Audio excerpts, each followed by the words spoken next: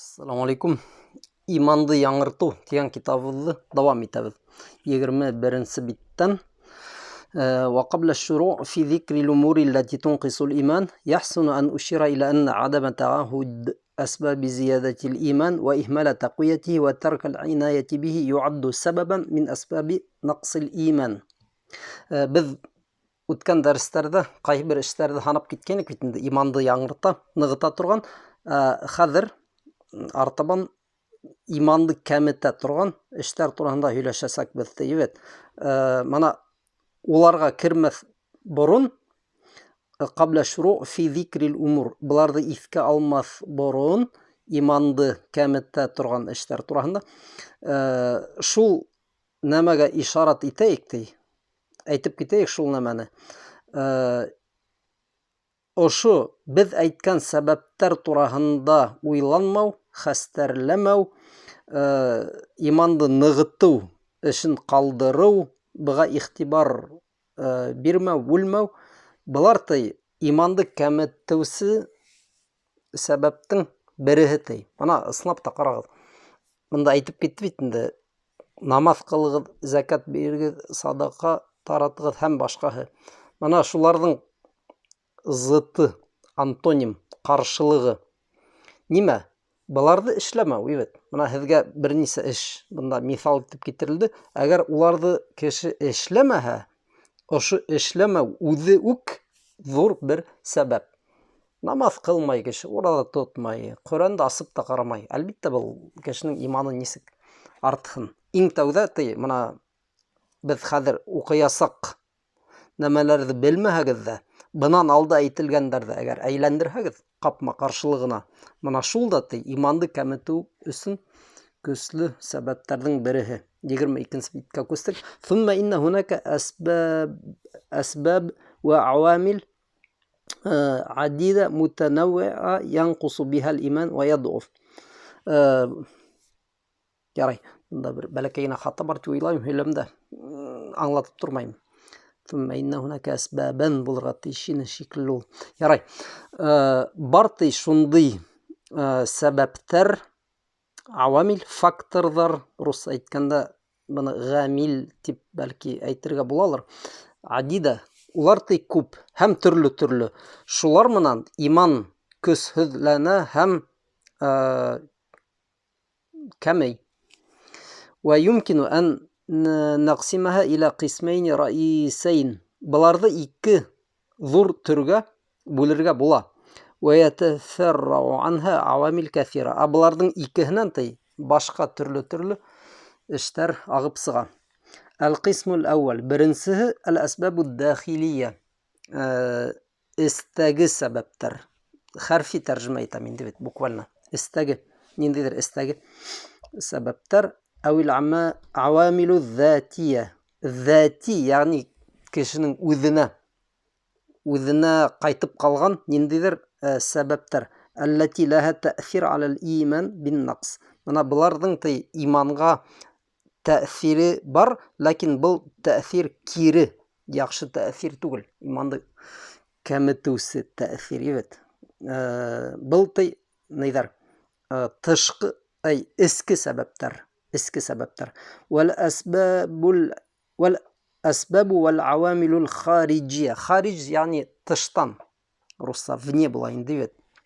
Тыштагы ниндидер сәбәптәр я тыштан килгән.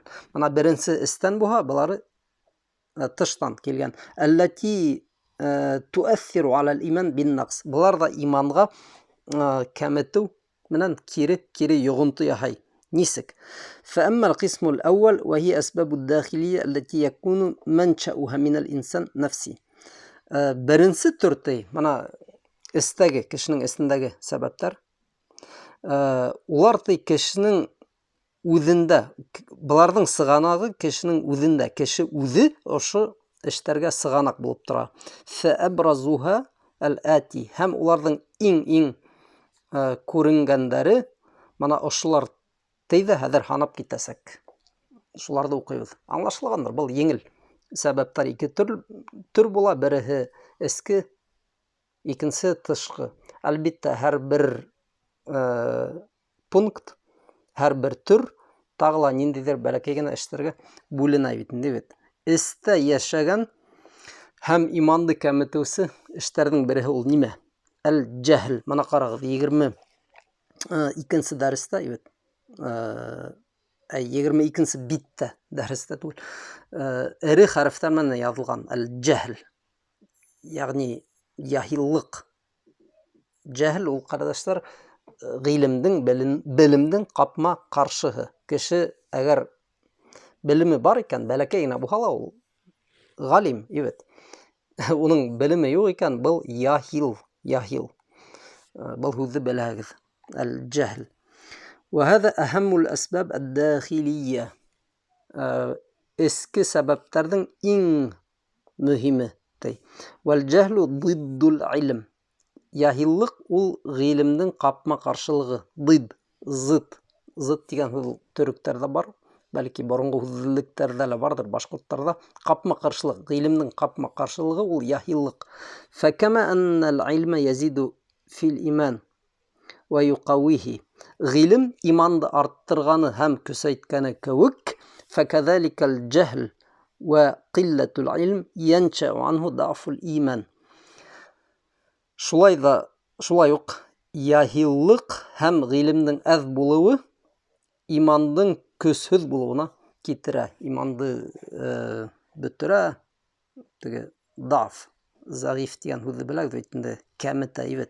ولهذا يبين الأنبياء لأقوامهم في كثير من النصوص أن سبب ما هم فيه من الشرك والمعاصي هو الجهل. Шуңа күрә пәйгамбәрләр үзләренең кавемнәренә күп аяттарда аңлата. Уларның ширк һәм гунахтарга бату сәбәбе ул нимә? Җәһл, яһиллык.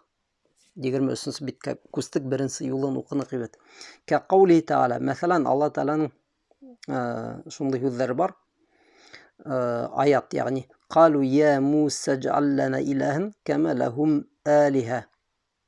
Улар, ягъни Исраил уллары әйттеләр: "Эй Муса, идж'ал лана илаһан, безгә лә берәй илаһ эшләп куй, уларның илаһтары кеүек" дип. Ягъни бер ширк кылган кешеләрне күреп калгандар да, уларның шул гыйбадат иткән агастары, агас эргәһендә йөриләр.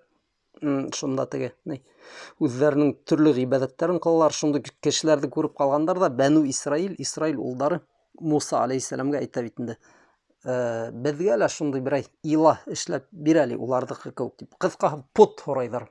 Пут, идол. Кала иннакум каумун таҗһалун. Әйтте Муса уларга: "Һез белемһезлек күрһәтүсе халыкһыз." Ягъни җаһил, яһиллык күрһәтүсе халыкһыз. Таҗһалун. Ягъни белемһезлек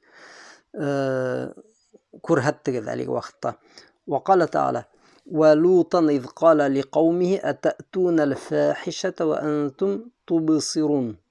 Шулай ук Лут пәйгамбәр үзенең кавеменә әйтте: "Антум тубсирун, белә күрә, ниндидер зур гунахты кылаһызмыни? Ататун аль-фахишата." Шундый фахиша дигән һүзне беләгез бит. Куркыныс гунахты кылаһызмыни, белә күрә ди.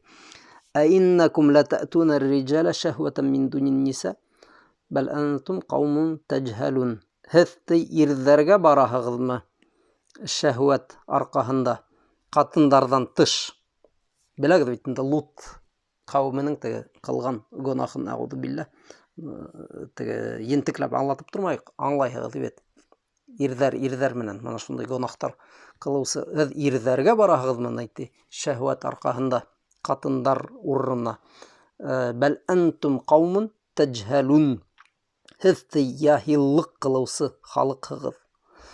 Артабан, وقال تعالى عن إبراهيم. الله تعالى إبراهيم عليه السلام турында әйткән: قال أفغير الله تأمروني أعبد أيها الجاهلون. Ибраһим алейхиссаламның һүҙҙәре был. Ҡөрьәндә Аллаһтан башҡа ниндәйҙер илаһҡа ғибәҙәт ҡылырға саҡыраһығыҙмы мине, һеҙ яһил халыҡ, тигән Ибраһим алейхиссалам йәш кенә сағында үҙенең халҡына.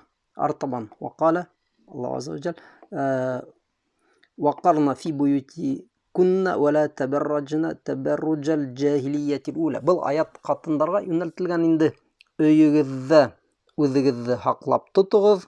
Evet. Ихтирам, вақар менен өйігізді генә булыгыз. Һәм яһиллык, җаһилия заманында булган